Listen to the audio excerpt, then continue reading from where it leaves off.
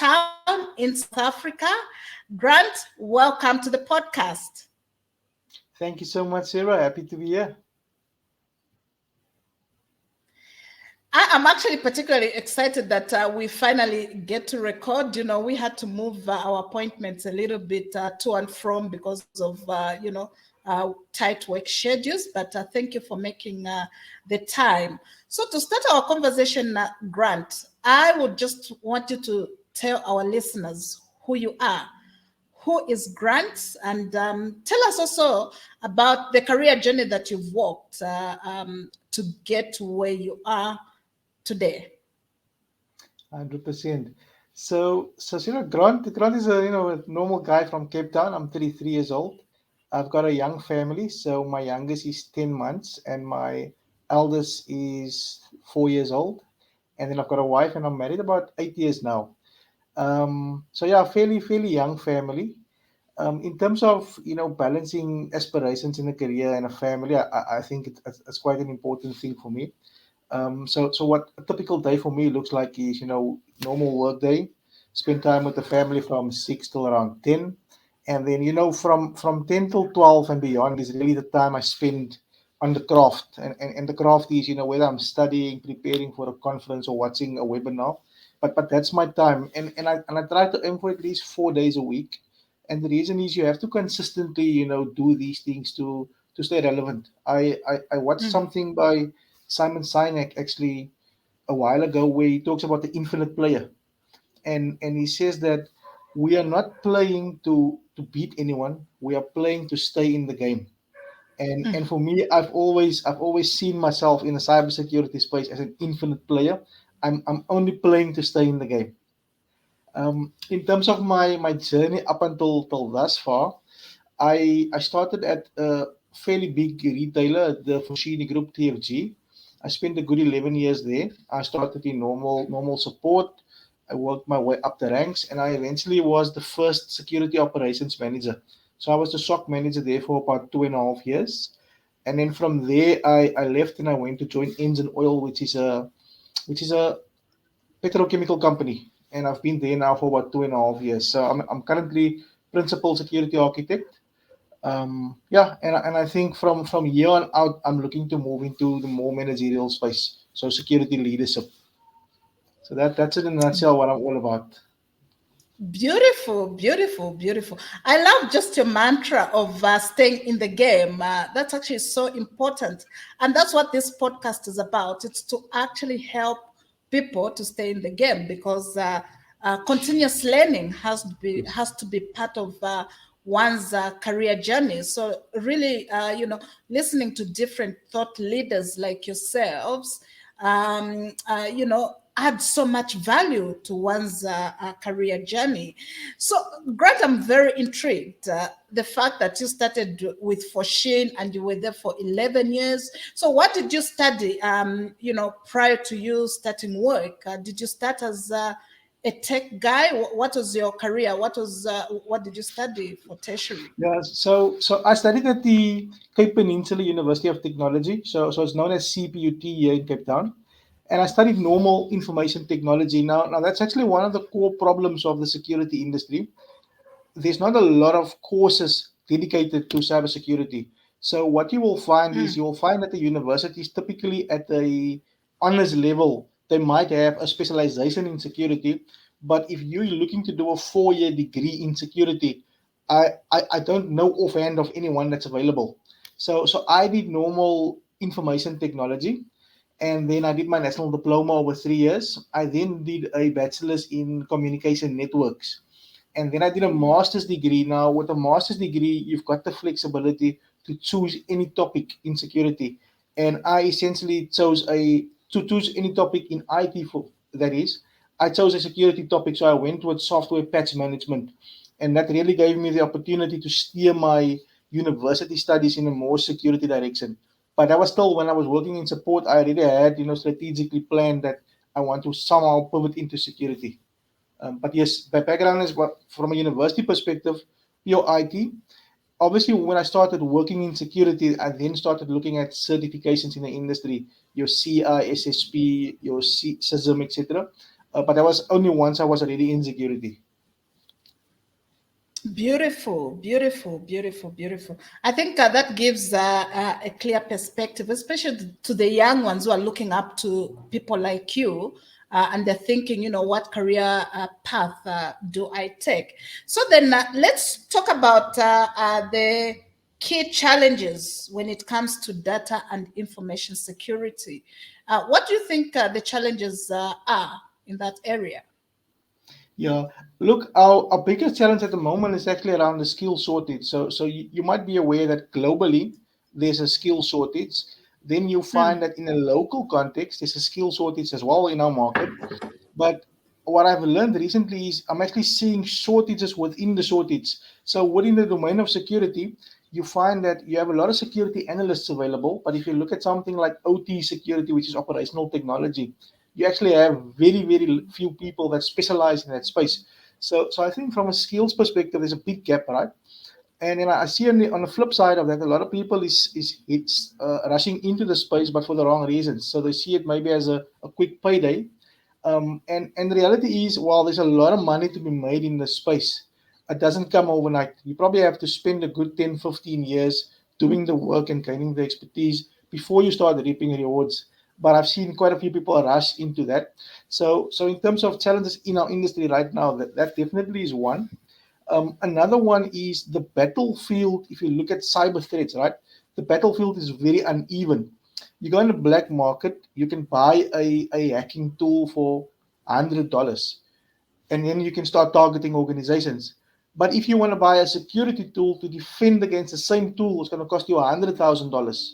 So you can already see the disconnect, right? From to defend $100,000, software tools is very expensive, security tools is very expensive.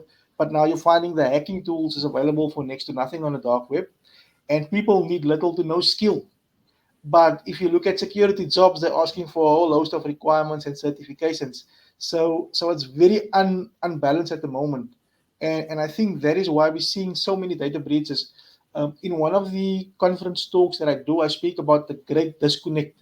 So I refer to the fact that right now companies are investing a lot in security, more than what they've ever done in the last 10, 15 years. Companies are making the investment now, right? But if you look at the media, the breaches are not slowing down. You're seeing more breaches now than ever before. So there's a disconnect between effort and investment and the results we see. And like I said, for me, it comes down to skill shortages. It comes down to the cost of attacking versus the cost of defending. And then it also comes down to complexity. The world in old days, it used to be you've got a system and you've got users. Now you've got a system, you've got users, which are then broken into employers, partners, suppliers, and there's no more boundaries where this is within my organization. People are working from anywhere at any time, and all of those things are attributing to our current landscape as we know it. Quite a lot of complex challenges that you bring to the conversation. I would want us to dive into just when it comes to skills shortage, because that seems to be the consistent thread. What do Yes. you think we need to be doing as society, to just make sure the skill shortage that currently exists, that gap is closed in the market? Do you have any thoughts on that? Yeah. So I've got a couple of thoughts on that. First one is we have a lot of people in security roles, right? That is doing administrative tasks that you don't really need technical expertise for. So if I take you one example, if you find a security analyst, he could be spending half of his day doing normal administrative things that any normal admin person can do. Okay, so currently the utilization of your expertise is not what it should be. That's the first one. The second one is the barrier to entry from an organization perspective. I've seen where people are looking for entry level candidates with a CISSP certification. Now for the listeners, in order to obtain a CSP, CISSP, you need 5 years experience.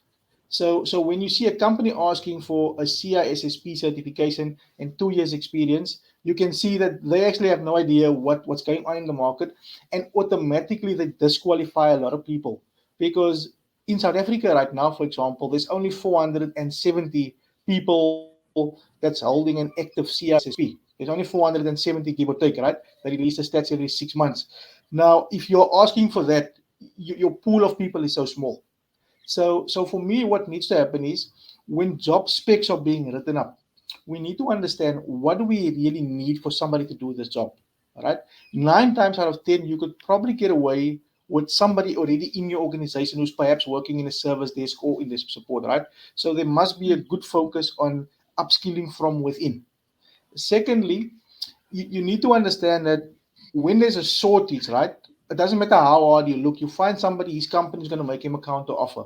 So you need to be willing to walk the mile with people. So you say, if you've got the right attitude, if you've done enough. Now I will also speak. So I'm speaking now from the organization's perspective, but I will touch on the candidate side because it is a two-way street.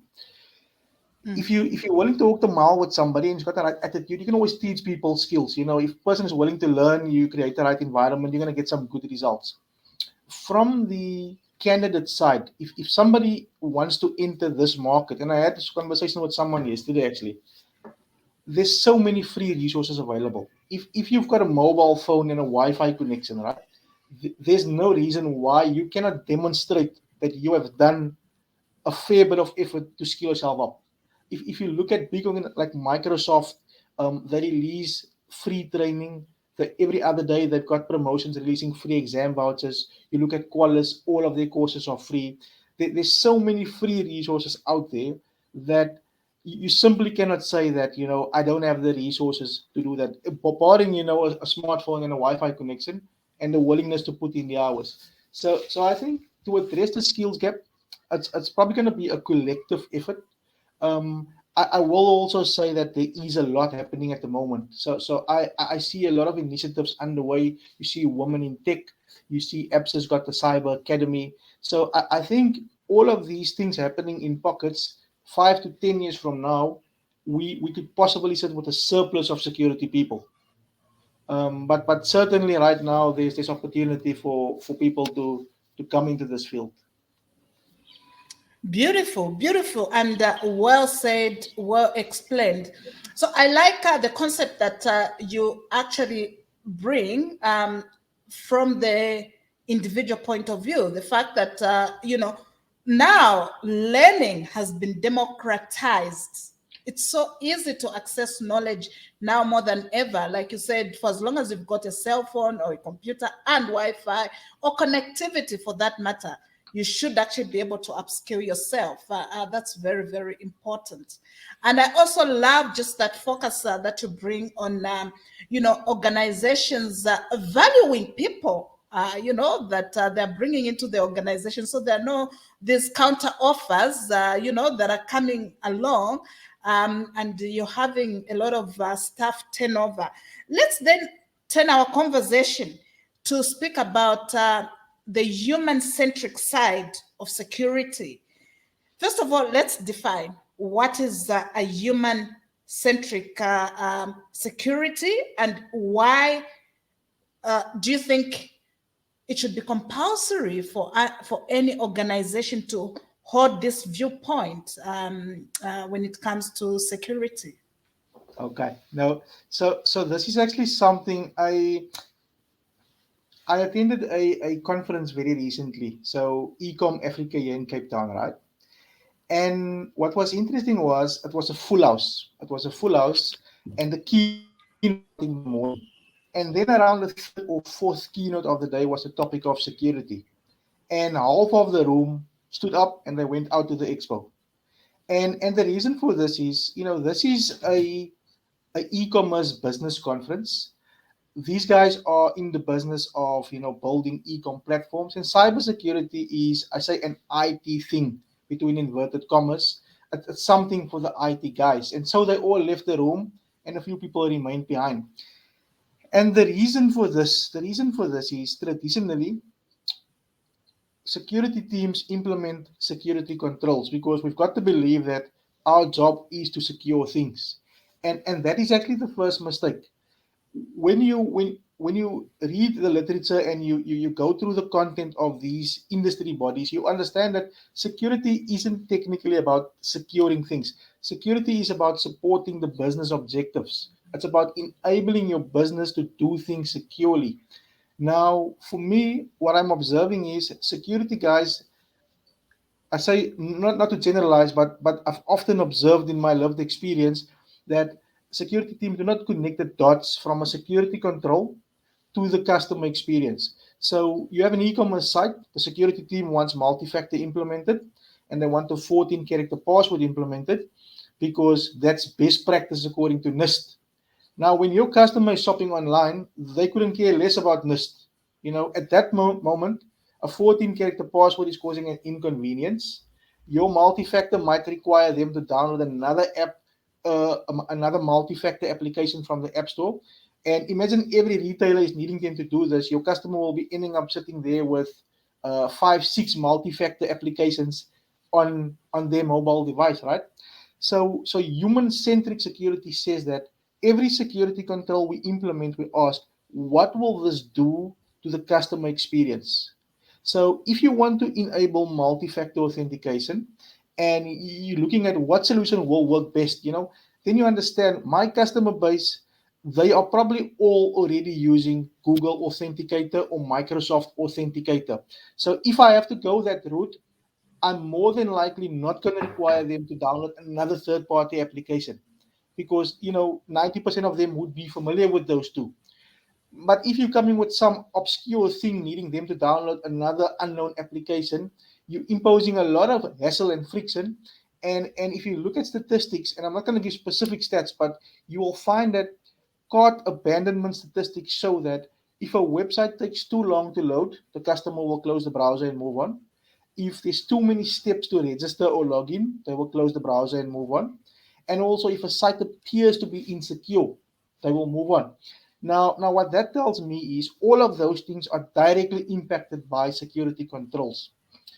Mm. That tells me one thing: security has moved on from securing things. It's actually now got to do with customer retention and customer conversion. Because if your controls is slowing down the process, your business is losing money. Simple as that. So human-centric security is really just what the word says. It's centering your security controls around your human customers and understanding that every control you implement in some way will impact a person, and you need to acknowledge that, and you need to understand how will it impact the overall customer experience. Grant, well said, and just very, very profound perspective that you've just shared there, um, and and that is actually a very important aspect. I don't know how many security people have that kind of mindset.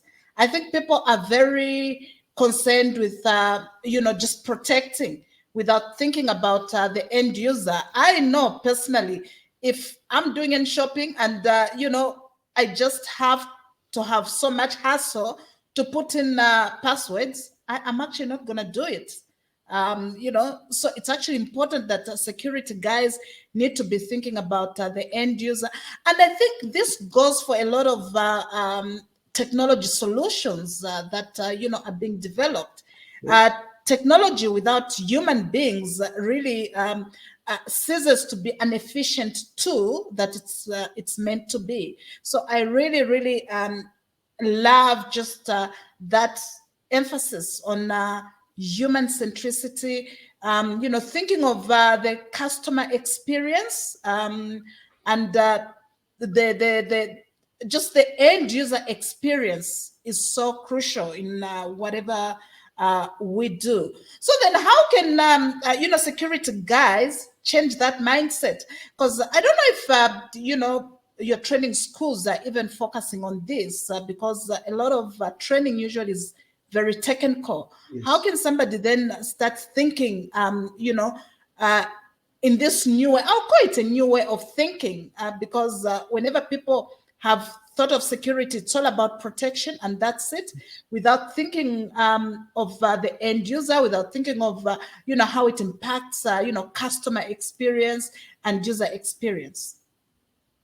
Yeah, Sarah, for me, I don't have a definitive answer on how security practitioners as a whole can start changing their minds, right? I've seen this gap, and you will see that most of my talks is centered around creating awareness on this topic. So I have now moved away from too many security conferences, and I actually make a point in going to business conferences, because what I find is you go to a security conference, everyone is a CISO, and you're preaching to the converted. And the people we need to be preaching to is the business stakeholders. So I find myself now moving in a circle of e-commerce and data analytics, and really the people that we need to be working with, because I find that you can have a whole 5-day seminar on data analytics and nobody speaks about data protection. So Absolutely. yes, and then you can have another 3-day seminar on e-commerce and nobody talks about cybersecurity. And I feel like we need to start weaving it in. So in the small circle that I'm moving, I'm creating that awareness. So I'm reaching out to uh, conference producers, and I'm saying, let's weave the topic in. I'm not saying you need to change from an e-com to a cybersecurity forum, but you certainly need to balance it out, and this is very critical. So bring it in there. To the security community, if you look at our certifications in the industry, right? So the big ones like your CISSP, your CISA, your CDPSE, the ones from ISACA, the ones from IC squared, those ones that they do speak to security as a business enabler. I just think that somehow it's getting lost in translation. So I've seen it many times. You go into security team, the guys are so focused on antivirus, it needs to update daily, it needs to scan daily. You need to take a moment to say, what time of the day must it update? What time of the day must it scan? What time of the day must it reboot? If you've got retail machines, in your store, and they are serving customers, you don't need that thing to be rebooting in the middle of the day while you're serving a customer. So that's what I mean when I say, when you're writing your technical policies, you need to keep in mind what will the impact be on the customer. Imagine you stop at a service station and you fill up your car and you're wanting to pay for your fuel, and the payment system is in the middle of a reboot. So those are the things. Those are the things. So I say, for every technical policy you write, you have to ask the question: how will this impact the customer experience? And that's the lot, like right through the whole customer flow, the customer journey. Right at the end, what could this mean for that person? And then you map out a few scenarios and you bring it back and you say, okay, so maybe it would be best for me to do this at that time of the day on that day of the week. And that's how you start changing the narrative. Beautiful, beautiful, beautiful, beautiful. Let's then bring the conversation and bring a lot of value to the e-commerce providers. What are the key things designers and e-commerce providers should consider and be aware of? I know you've touched a little bit on that here and there, but can you just sort of consolidate, that thinking there? 100%. The first thing you need to be e-com builders and providers and businesses must be aware of is that security is a shared responsibility between the provider and the customer. So the customer has got responsibilities, but the customer might not be aware of their responsibilities. So the first thing the provider must do is educate the customer. So if you log into your banking website, you will see there's a note sometimes that says, please be aware of the latest scam. We will never ask you for your password. They are educating you so that you understand, because the bank can have the best security, but if you start, giving your password away, there's nothing they can do about that. So first thing, the first thing is educate your customers on their responsibilities, educate them on safe cyber behavior. Number two, secure your supply chain. So in a world of e-com, you've got a website, you're selling products. but you could be having an authentication service where people use to log on. You could be using a separate payment gateway that people use to pay for the transaction. And those things could be separate businesses that provide services to your e-com platform. So your supply chain, if your payment provider goes down and a person gets to the end of the transaction, they want to check out and they can't pay, you're losing a sale because your site is down, while technically it's your payment gateway that's down. So so Mm, so I'm also emphasizing the fact lately that you don't have to be down for your platform to be unable to service your customers. So that would be the second thing, is understand where are your critical dependencies, um, and then make sure that they offer equal or better security than you, and make sure that their SLAs support your business. Another easy one is, install an SSL certificate. So when you go to a site, you see at the top it says there, this site is secure. And you may sometimes see when you go to another site that says there, the site is not secure, and it might be red in your browser. So SSL certificate is a really easy way. It's a quick win. Most hosting providers will offer it for you. It's a really quick way for you to just create that sense of security. Because again, if you look at cart abandonment statistics, you find that if a person goes to a site and it says at the top, your information might not be secure, people will never enter the credit card data in there. Okay. mm, Um, and I think maybe another one is, and a very important one, secure the identity. So the identity is the, let's call it the username and the password. Now this is in a world of ecom, this is absolutely imperative. The identity, it's the point of most friction in the customer journey, because yeah, this is where people are being asked for 15, 20 character passwords. This is where they are asked for multi-factor. This is where they are asked for a whole host of things that easily make them just move along and close the browser. So securing the identity, you now get dedicated solutions in that space, like customer identity and access management solutions built for that purpose. And you really want to pay special attention to this, because if you look at the stats for the most used password in 2022 last year, it was actually the word password. So that was the most used password in the world, followed by the numbers 1 2 3 4 5 6. So you can see that customers aren't putting a lot of effort in strong passwords. So on mm, the one hand, you've got customers that is basically leaving the door unlocked. On the other mm. hand, you also can't be too restrictive, because if you make it too onerous on them, they won't buy. So you have to balance it, because you want people to still support your business. So you must find that sweet spot, but you must pay special attention to the identity, because that, without a doubt, is your point of most friction, and that's where you can lose quite a lot of customers if you get it wrong. So you need to make sure you implement proper solutions. You need to test it, and you need to make sure that whoever is providing your services, the SLA is aligned to your business objectives. Beautiful, beautiful. You've brought so much value. But I am itching to find out from you what the sweet spot then would look like, for an organization to actually feel that, this is the perfect, space to be in, where there's, a good protection, but also, it's not too much on the customer. What would you consider a sweet spot?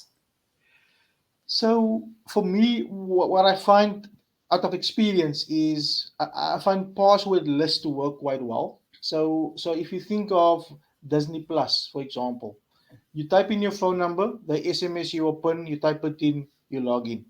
So you don't have to worry about losing your password. You don't have to worry about forgetting your password, changing it. There's no worries.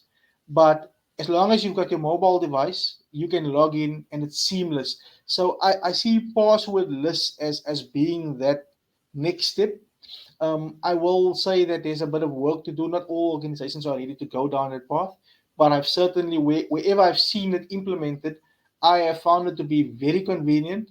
And understanding the technology behind things, I also find it to be very secure, because remember, you get a one-time PIN, so there's not a lot that people can do with that PIN. When you're logging onto your platform, you get your PIN, you log in, you're done. So I find, I believe, in my opinion, password lists would be that sweet spot. Passwordless authentication. That's actually a very beautiful idea, grant, especially for a person like me who's not in security. I think that becomes, the easiest way as a user. Then I don't have to remember all these passwords. If a password is going to come to my phone, it actually makes me comfortable, and it's less effort on my side as Yes, well. yes. I wonder why a lot of companies are not tapping into that kind of concept. Is it a new Look, concept on the market? no, no, it's not new. It's been around for a while. The thing is, the companies generally move slow. So given the I saw stats by a company called Okta. They're one of the biggest identity providers. They said that the average employee logs into about 50 applications. Between Mm, 50 and 70. Now mm, imagine maintaining 50 to 70 sets of user credentials. You're shopping online at one shop, at another shop, at the gym, at the bank, at university. All those user details must be remembered.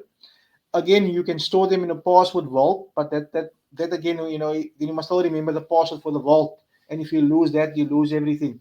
So I have seen the password list implemented at quite a few organizations. What comes to mind for me immediately, Disney, Checker 6060, the Sunlam online portal, the Alan Gray online portal. That's just what comes to mind immediately in terms of what I use. So I'm certainly seeing a move towards it. I'm certainly seeing a move towards it. So you get them asking you for something that's known to you. So it could be your mobile number, it could be your ID number. mm, And then when you mm. type that in, they will then send you the one time PIN to your mobile device.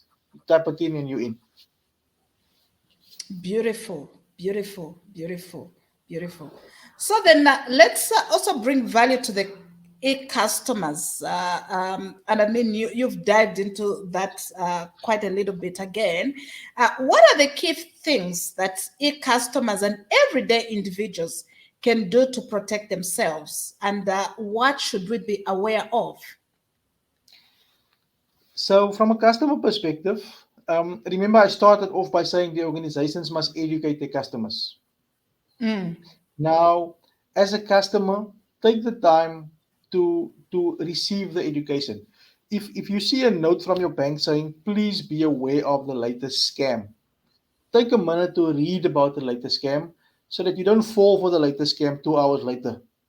So you see, because people can educate all they want, but if the recipient isn't being open to receive, that's going to cause a challenge. So I would say take a moment to educate yourself. Not every person needs to become a cybersecurity expert, right?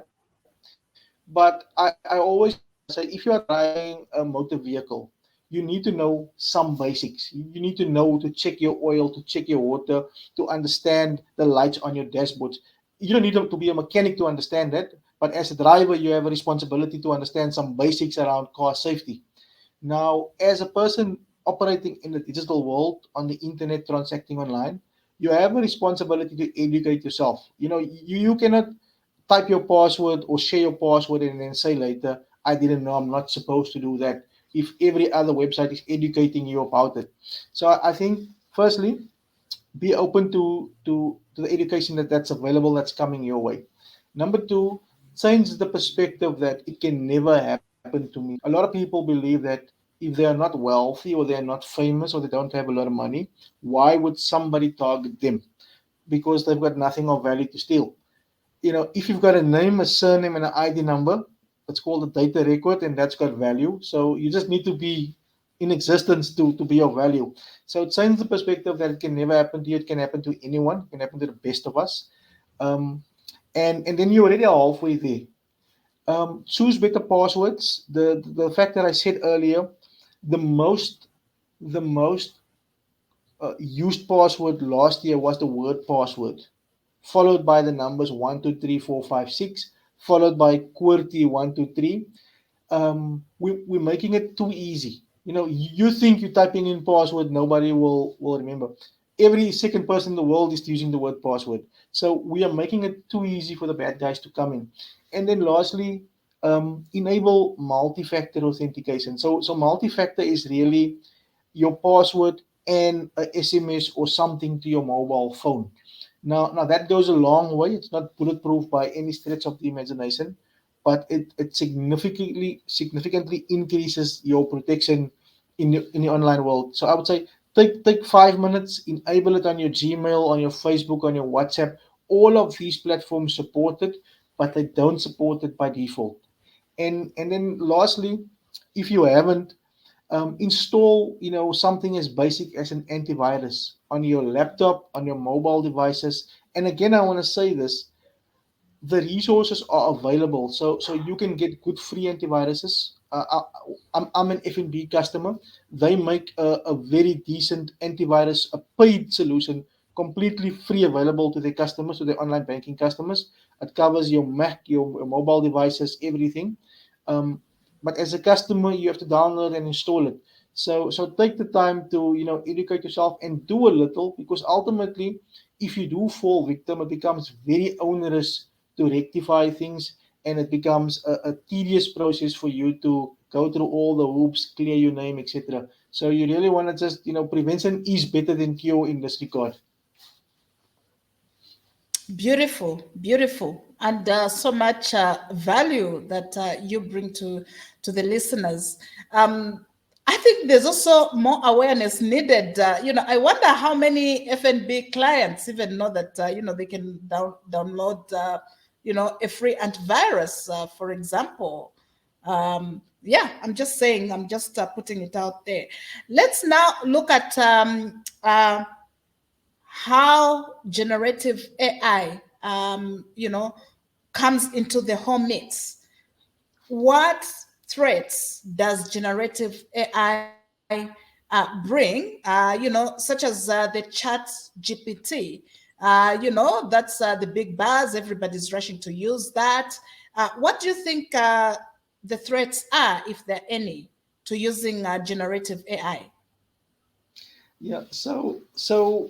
What ChatGPT is bringing to the table is, it's like an expert in your pocket. So for somebody who's trying to be malicious, if I had to say, please write me a email, I want to use it to trick Sarah into clicking on a link. Sarah is in the industry of doing podcasts. This is her favorite things. Please craft a very convincing email. It can do that for me, rapidly. So if I want to exploit a firewall, for example, I could say, and again, people are so creative that if you say, I want to hack a firewall, ChatGPT will respond and say that it is illegal to hack. I cannot assist you. But if you're saying that I want to secure my firewall, please tell me what the common weaknesses are, it will give you the gaps. And then if you ask, how could bad guys take advantage of these gaps as I want to protect it, it will tell you all of the things you need to know. So you actually see that I see these new job titles now called prompt engineers. It's people that actually focus on writing chat GPT prompts. um, and what it does, it's giving lots of information, potentially malicious information, to everybody who asks. And I think from a cybersecurity perspective, it has now expanded the pool of potential attackers. I think that is essential. Hmm. um, I don't, my personal view is that, malicious people that's in the business of doing these things, they've got the skills, so they can write code and they can do things. ChatGPT just adds a little bit of speed to the process. It adds a little bit of speed, and it probably brings in a few more people that's now wanting to play as well. At the same time, from the good guys' perspective, we can use it for similar purposes, right? So we could say, write me a script to detect a weakness here, or write me a script to pick up or block something like this. So I've recently used it. I play with it a little bit, and I say, here's some code, find some vulnerabilities in there for me, and it can do that. Obviously, the degree of accuracy remains questionable at this point. It's still in a testing version. Um, but I think, in short, it's going to rattle some cages. But from a security perspective, what is important is, we need to be on top of things. So your business is going to want to explore and play with ChatGPT, and you cannot say no, it's not safe to do so. And maybe on the topic of not safe to do so, ChatGPT was also breached recently. So it suffered its first data breach not too long ago. Actually, Samsung employees posted up some code in there, and somebody was able to replay the code. So what you put in there, certainly ChatGPT and the employers, they are somebody, people have access to it. So don't put highly sensitive things in there.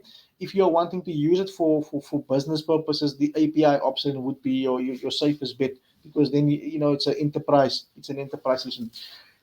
Um, yeah, so I think as a security team, by now it's been out for 3, 4, 5 months. Maybe the buzz has been around it. So you should have already established now policies around it to say, in my organization, we may use it, but these are the guidelines. You may not put sensitive data in there. You also Mm. have technology that can assist you to from prevent people from pasting sensitive data in there. Because remember, you also find that people paste their policies in there and they say, optimize the policy for me, or they put their CV in there and they say, make my CV more uh, suitable for this role. But your CV might contain your ID number, and then there goes your information. So we should understand that whatever we put in there, we are putting out in the world, and it now becomes the property of open AI. But yeah, I think we must embrace it. I think there's a lot of opportunities. There's probably more opportunities than threats in it. But from a security organization perspective, policy would be the first point. We must have very clear policies, and we must educate. So the same way we educate people, don't click on the link, don't share your password. We should also be educating people about what is the best practices for using these AI tools. I don't think preventing people is the answer, because then you're preventing innovation, or you're crippling Mm. innovation in the organization. Um, Two good documents if the listeners want to delve into it a little bit more. Within the last week or so, the Cloud Security Alliance released quite a decent write up on ChatGPT and the opportunities and threats therein, and they give a nice breakdown of what are the threats, what are the opportunities. And then Cisco also has what is called the Responsible AI Framework, which is quite decent. And then for the more technical listeners, the MITRE, the MITRE attack framework, they've got something similar for AI. It's called Atlas. It's the adversarial threat landscape for artificial intelligence systems, and it basically maps out all of the different threats and potential mitigations that we should be thinking of when it comes to AI and the threats and opportunities that come with it. Beautiful, beautiful, and well explained. I think that's a lot of value that people will find. Because that's always the conversation, especially for people who are non-technical. There's always this fear to actually say, these things are unsafe because once you put your information there, you become more vulnerable. But then I also wanted to just sort of bring a regular question in terms of people sharing their information online. To what extent? I know that there are people who are very uh, quite scared to even share an email, for example. So, is an email address a vulnerability at a personal level if it's sitting on Facebook or LinkedIn? What would be your thoughts on that? Yeah, so Sarah, I think your name and your surname is obviously out there. If you're on Facebook, that's out there. With your email address, the reason why we want to limit who has it is, the more people who have it, the more people is able to send you something malicious and potentially target you. So I say that when it comes to sharing information with people, with websites, with anything, treat it like going on a first date. When you go on a first date, imagine you go on a first date and it's somebody you just met, and he starts asking you what's your ID number, where do you live, what's your date of birth. You wouldn't provide that information. It would be very weird to give all that kind of info out. So why then give it out? Just because a site is asking for it.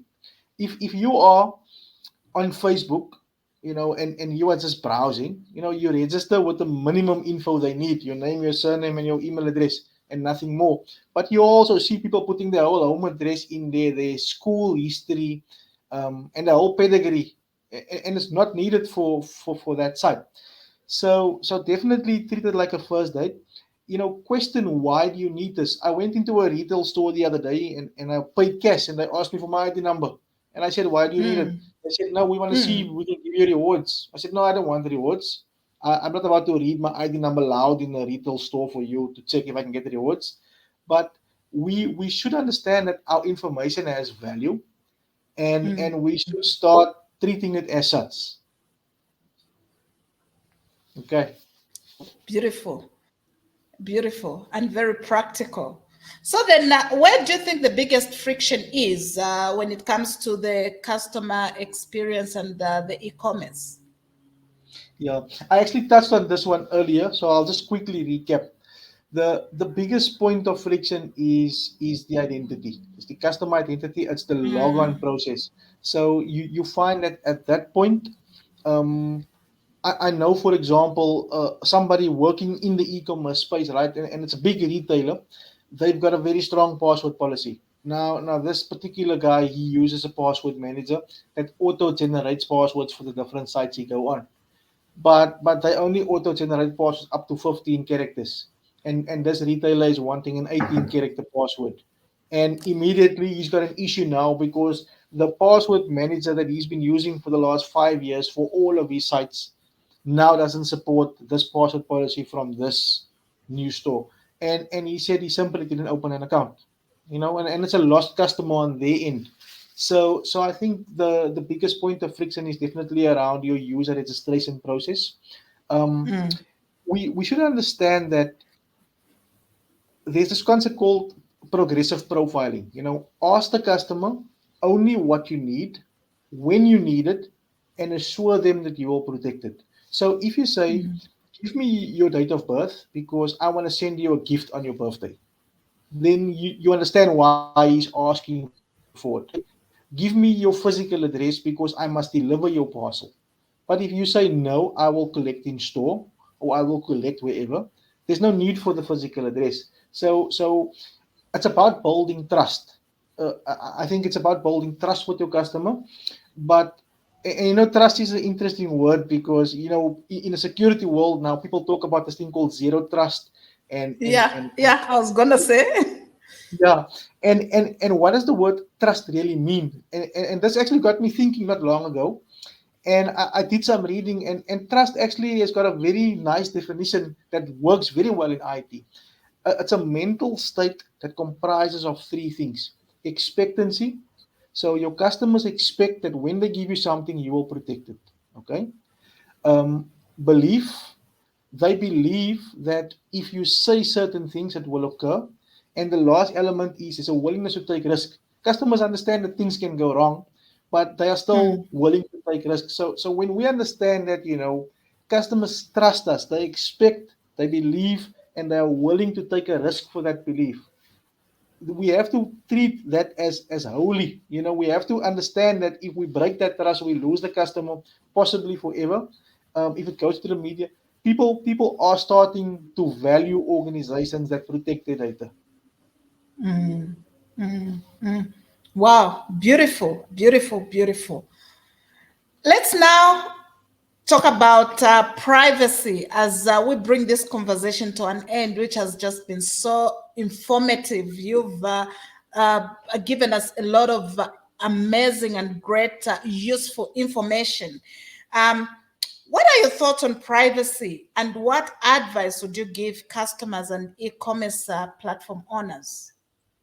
Yeah. So for privacy, so I find privacy and security to be closely related.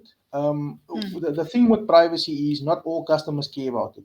So some customers are quite happy for data to be all over the place. They will share, what they're eating every meal. They don't care. Other people are very reserved. But the customer's view on privacy, I almost want to say it's of a lesser concern. For an organization, you need to understand your regulatory obligations. When it comes to privacy, you wherever you are trading in the world, you must understand what your obligations are from a regulatory perspective. If you're dealing with customers in the EU, you've got GDPR, and you don't want to mess around with the potential penalties that could come from there. If you're operating in South Africa, you've got the Papaya Act there, and those things are very clear. It will give you things that only collect what you need. You need to have a record of processing. You need to be very clear on, if I'm asking for something, why do I need it? How long will I keep it? If I am, doing anything with the information, do I have the right level of consent from the customers? And I can maybe share a very short story here. A very big mobile operator in South Africa, right? They kept calling me, offering me a conversion from prepaid to contract. And on every call I'm saying, I do not want to be called again, so I don't give consent for any more marketing around this. But every other week I get a call. So now I engage them. I say I would like a copy of the last recording, and I would also like a view of the consent you have on record, where I have said you may market to me. So they came back interesting. They said, we don't have a record of your consent, but if you want to revoke your consent, you must download an app and follow a whole host of steps. Now, for me, now I'm still taking it up with them, because fortunately I know, the CISO of that organization, so I'm now dealing with him. Couple of concerns there. I'm now being expected to revoke a consent that I never give. Mm. Um, I'm also, from a customer experience perspective, imagine the level of hoops I need to jump through just because I want people to stop calling me. So I think, from a privacy perspective, now depending on the specific scenario, you could probably lose your customers if you don't get this right.